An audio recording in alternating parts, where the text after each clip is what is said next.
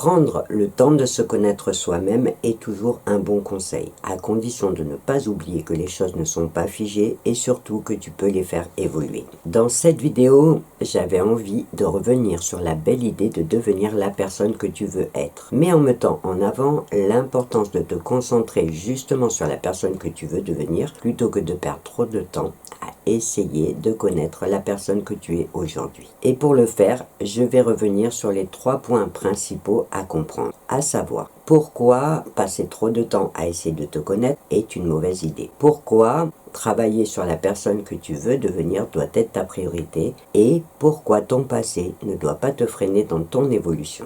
Je te donnerai aussi des conseils pour t'encourager et je finirai par un petit question-réponse. Quand je parle de devenir la personne que tu veux être, je veux dire choisir une démarche intentionnelle de transformation personnelle et non pas une quête passive où tu découvres un peu par hasard qui tu es, mais un effort actif pour façonner ta personnalité, tes actions et tes réactions selon tes valeurs et tes ambitions les plus profondes. Cela commence par définir des objectifs clairs, qui ne s'inspirent pas seulement de tes désirs, mais aussi de la contribution que tu veux apporter dans ce monde.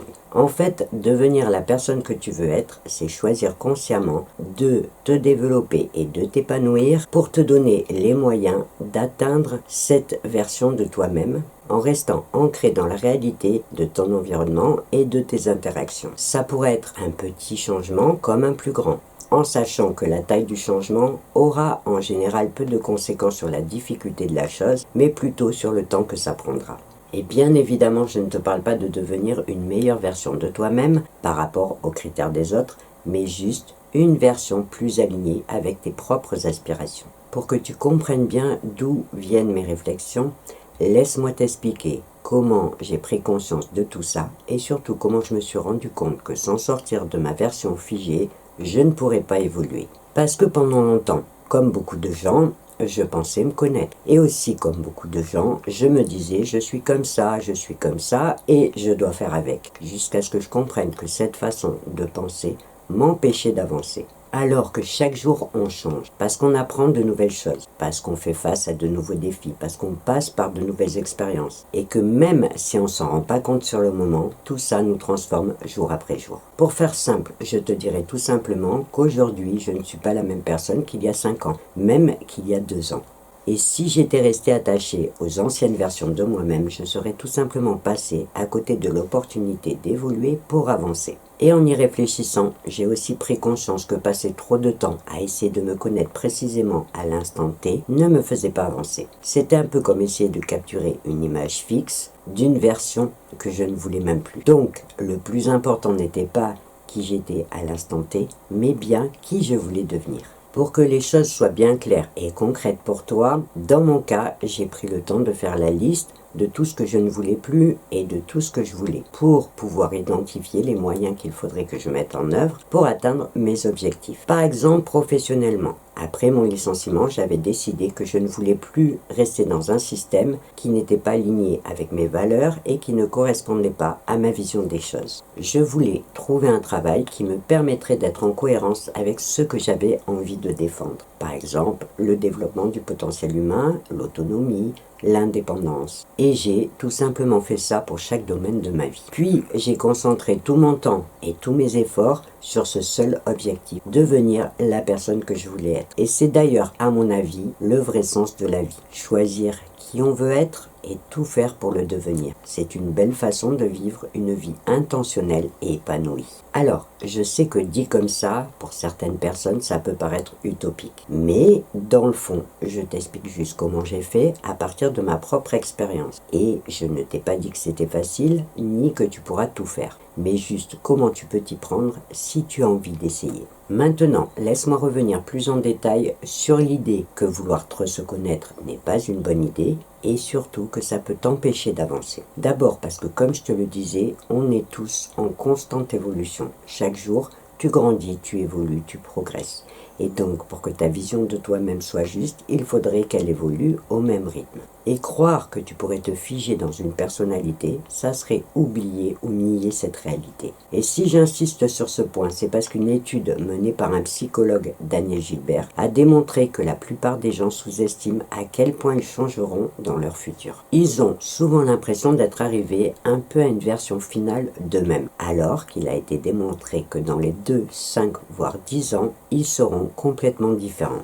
Alors, on n'en a pas toujours conscience, mais je suis sûr que si tu prends un petit moment calme pour réfléchir à la personne que tu étais il y a 2 ans, il y a 5 ans ou il y a 10 ans, tu te rendras compte que comme tout le monde, tu n'es plus la même personne. Tout simplement parce que tu as vécu des expériences, des défis qui t'ont transformé. Et c'est une bonne chose, parce que c'est aussi une preuve que tu évolues et que tu avances. Maintenant, pour aller plus loin dans la réflexion, laisse-moi aussi t'expliquer pourquoi t'attacher à une version ancienne de toi-même te limiterait. Quand tu te dis « je suis comme ça et je dois faire avec », ça prouve que tu t'es résigné et donc que tu t'enlèves tout simplement la possibilité de croire que tu pourrais changer pour aller vers une version plus alignée avec tes vraies aspirations. C'est une mentalité limitante qui empêche le changement et l'évolution. Alors que si tu choisis de croire en faisant ce qu'il faut, tu peux changer, tu vas t'ouvrir un champ de vraies opportunités. Par exemple, si tu es timide, tu vas toujours t'empêcher de parler en public parce que tu vas penser que c'est impossible pour toi,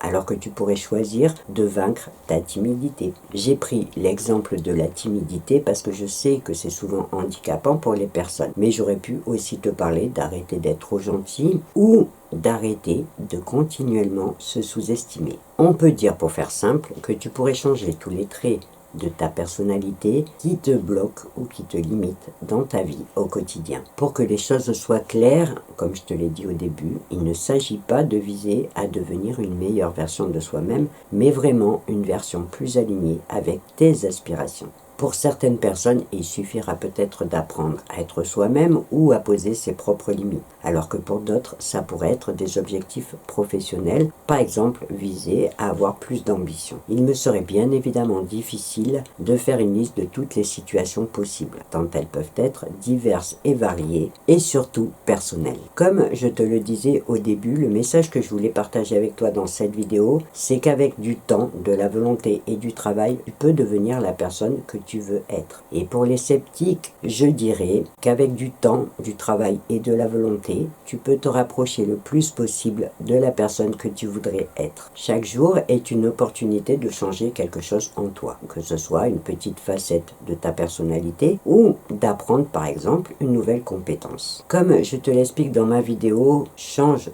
ta façon de penser et transforme ta vie, les neuroscientifiques nous expliquent bien que notre cerveau est câblé pour s'adapter au changement. Grâce à sa neuroplasticité, tu peux recréer de nouvelles connexions neuronales et donc reprogrammer ton cerveau à chaque fois que tu en as besoin. Alors, je sais que certains mots peuvent impressionner, mais si tu n'as pas vu cette vidéo, je te conseille vraiment d'aller la voir pour découvrir à quel point c'est beaucoup plus simple que ce que tu penses. Ensuite, pour finir, je voulais aussi insister sur le point que ton passé ne te définit pas. Trop de personnes voient leur passé comme un handicap qui les enferme dans une version figée d'eux-mêmes. Alors, dis-toi que le passé n'est rien d'autre qu'une suite d'événements qui peut t'avoir marqué, mais qui ne définit pas qui tu es. Et n'oublie jamais que c'est ce que tu fais aujourd'hui qui compte. Le psychiatre Carl Jung disait que nous ne sommes pas prisonniers de notre passé parce que nous avons toujours les moyens de le transcender. Ce qui veut dire que ce qui s'est passé avant ne doit jamais être une excuse pour ne pas avancer. Encore une fois, il ne s'agit pas de nier la douleur ou les souffrances que tu as pu subir, mais juste de comprendre que le passé est derrière toi et surtout qu'il ne doit pas t'empêcher d'aller de l'avant. Je reviendrai d'ailleurs sur ce sujet dans une prochaine vidéo, parce qu'avec ma longue expérience dans le social, je sais que ça touche beaucoup de monde. Pour finir, on va maintenant passer aux petites questions-réponses, avec toujours mes 3 questions qui me semblent les plus logiques et les plus pertinentes pour toi. Pour la première, j'ai choisi « Comment puis-je savoir ce que j'ai envie de devenir si je ne me connais pas bien ?» Cette question me semblait tellement logique que je ne pouvais pas l'ignorer. Alors, je te dirais que bien évidemment, c'est important de se connaître. Mais comme je te le disais, ça doit être un processus en mouvement. Donc, ta priorité ne doit pas être de te définir de façon figée et en détail. Puisque tu vises le changement, demande-toi tout simplement « Qui ai-je envie de devenir et quelles sont les capacités ou les compétences que je devrais développer pour y parvenir. C'est en te concentrant sur ces deux questions que tu vas trouver ta voie et que tu seras motivé pour passer à l'action. Tu pourras bien évidemment t'aider du système des listes avec ce que je veux et ce que je ne veux plus. Quelles que soient tes aspirations, qu'elles soient petites ou grandes, le principe sera toujours le même. Travailler sur toi-même pour acquérir par exemple de nouvelles capacités ou de nouvelles compétences ou pour transformer une facette de ta personnalité qui te dérange dans ton quotidien. En sachant qu'à chaque fois que tu vas prendre le temps de réfléchir à ce que tu veux devenir, tu vas automatiquement apprendre quelque chose de nouveau sur toi. Pour la deuxième question, j'ai choisi, est-ce que ça veut dire que je ne dois pas réfléchir à la personne que je suis aujourd'hui? Et là, je te dirais pas du tout. Savoir où tu en es aujourd'hui est important, mais ce n'est qu'une étape. L'essentiel, c'est de réussir à ne pas rester dans une version figée de toi-même. Et la clé pour réussir à faire ça, c'est de te dire que ce que tu es aujourd'hui ne détermine pas ce que tu seras demain. Tu peux changer, évoluer et choisir une nouvelle direction. Et ce, quel que soit ton âge ou ta situation. Mais je rajouterai aussi qu'en général, vouloir devenir quelqu'un d'autre vient souvent après un gros ras-le-bol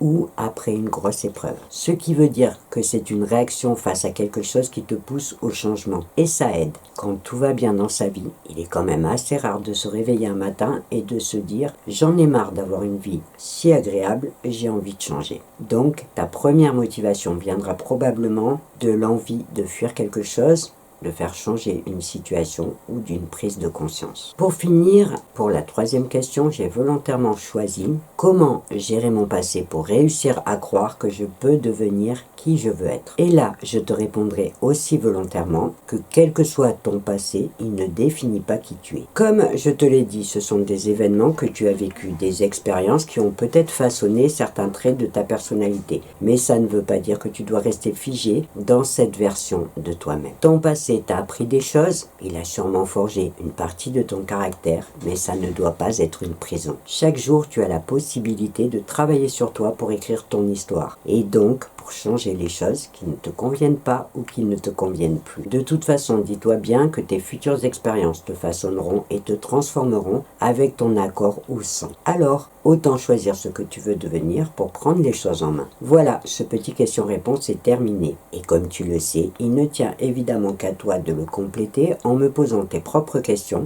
dans la partie commentaires sous cette vidéo.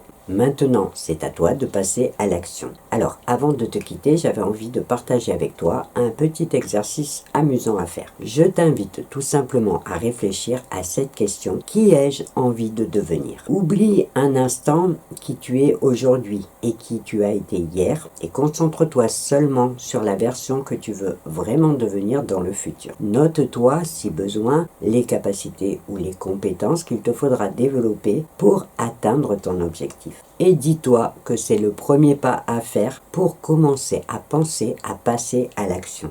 Dans ma prochaine vidéo, comme je ne suis pas sûr de t'avoir convaincu dans celle-ci, je reviendrai sur une question que l'on se pose souvent: pourquoi est-il si difficile de croire que l'on peut changer? Et je t'expliquerai comment dépasser les freins ou les peurs qui peuvent te bloquer. Enfin, pour bien finir cette vidéo, j'avais envie de partager avec toi une petite phrase que j'aime beaucoup et qui dit: j'ai été tout ce que je pouvais être, j'ai été tout ce qu'il fallait être, maintenant je suis tout ce que je veux être. Voilà, je te laisserai donc méditer sur cette jolie pensée. Cette fois, tu sais tout. Alors on va devoir se quitter, mais bien évidemment je te donne rendez-vous dans ma prochaine vidéo. Et en attendant, je te souhaite une belle journée ou une belle soirée et je te dis au revoir et à bientôt.